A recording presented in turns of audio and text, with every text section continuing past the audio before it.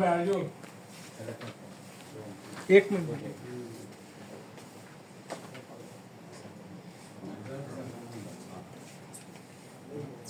हो गया जी। एक मिनट खाली माशाअल्लाह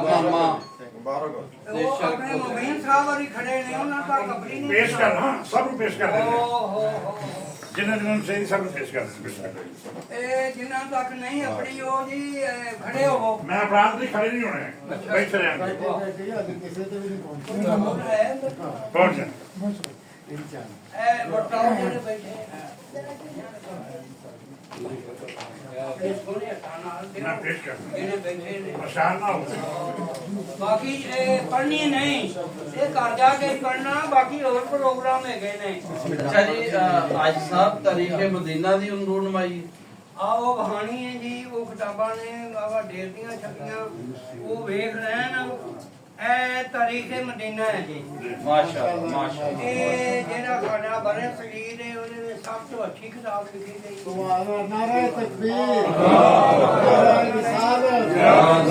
ਵਾਲੇ ਜਿਹੜੇ ਨੇ ਉਹਨਾਂ ਦੀ मियां अब्दुल खालिक साहब जिंदाबाद मियां अब्दुल खालिक साहब ਜਿੰਦਾਬਾਦ ਇਹ ਕਿਤਾਬ ਦੇ ਮੁਕੱਲਫ ਖੜੇ ਨੇ ਤੇ ਕੋਈ ਗੱਲ ਕਰਨਗੇ ਕਿਤਾਬ ਬਾਰੇ ਬੁਲਾਓ जी जी मियां अब्दुल खालिक साहब स्टेज ते तशरीफ ले आओ ਕਰੋ ਜੀ ਗੱਲ ਕਿੰਨਾ ਚਿਰ ਲੱਗਾ ਹੈ ਤੇ ਕਿਵੇਂ ਕਿਵੇਂ ਲਿਖੀ ਜਾਂਦੀ